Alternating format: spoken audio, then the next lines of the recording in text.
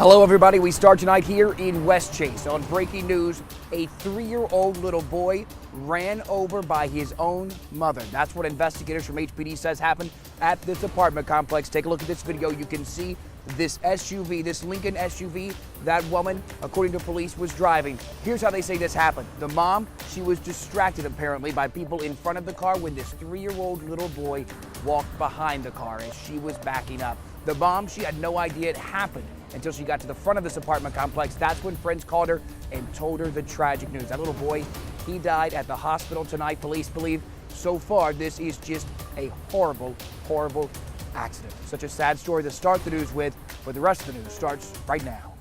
Hundreds of illegal immigrants from Ebola-stricken Congo dumped in the streets of San Antonio. A scary sounding headline, but is it true? We verify. You are ignoring them.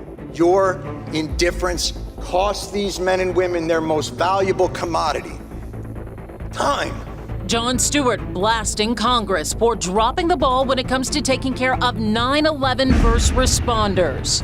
And a touching vigil for a man who will be remembered in homes across Fort Bend County, even though he had no home of his own.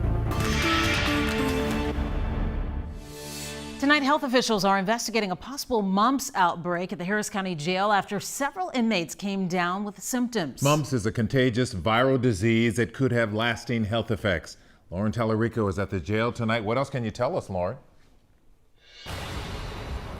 Well, the sheriff's office says that 10 inmates are showing symptoms of the mumps. They are all in quarantine tonight. Although mumps is rarely deadly, the CDC says it can cause meningitis, deafness, and even infertility. The CDC also says that it's not that rare anymore, although it used to be. It's a disease that the CDC says a vaccine decreased by 99% here in the U.S., but in recent years, mumps cases have come roaring back. From 1989 to 2005, a few hundred cases per year were reported to the CDC.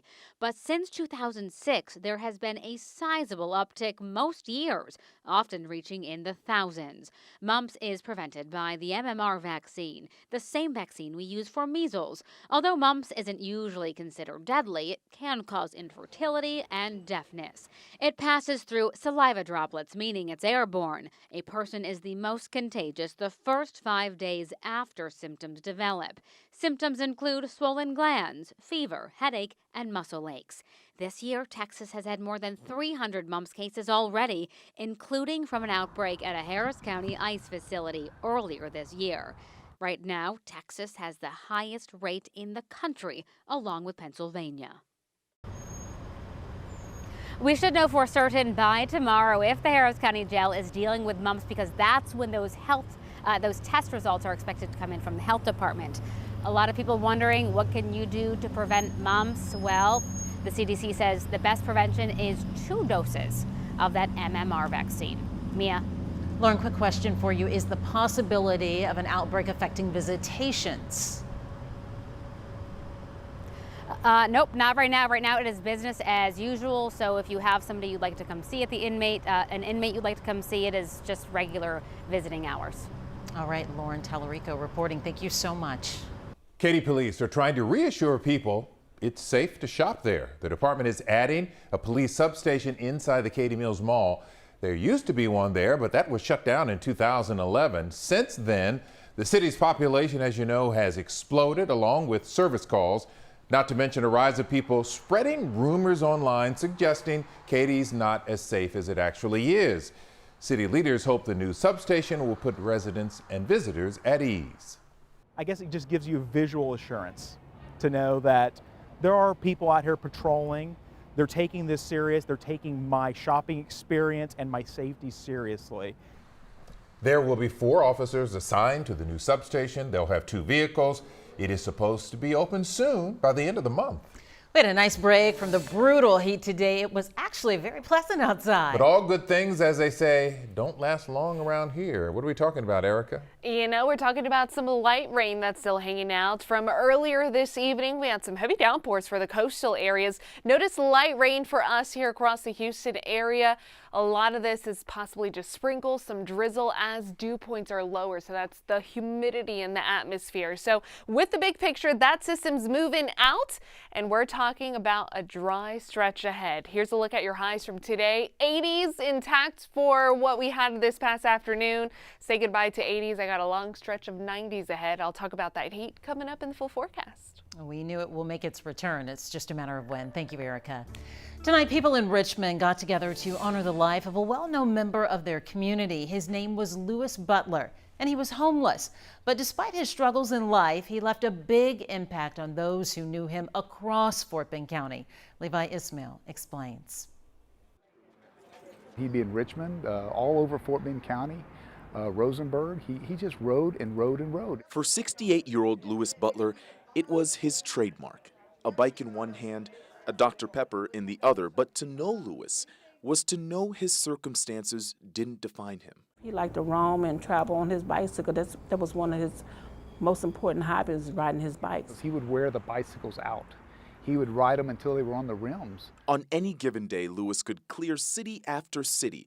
In Fulshire, Captain Mike McCoy says the man who didn't have much almost always had a smile. We used to get many, many calls at the police department about Louis and how they could help and what they could do for Louis. But Louis really just wanted to ride. He just wanted to ride his bike. At the center of complete strangers, friends, and family is the last bike Louis would ride before his passing on Monday, a death that is still under investigation. But on the screen, a look into the wonderful world of Mr. Louis. People started following that page, and that's where all the photos came from. One by one, families saw more photos of Louis than they've ever seen before, all thanks to his countless fans who, even in death, continue to show just how much Louis meant to them. It's a blessing to see all the support that he had, all the people that he ran into that show him love and stuff like that. It's real nice. In Fort Bend County, Levi Ismail, KHOU 11 News. We now know when little Malia Davis will be laid to rest. The Richardson Funeral Home releasing details today. They tell us Malia's family wants a private funeral. It'll be held June 22nd.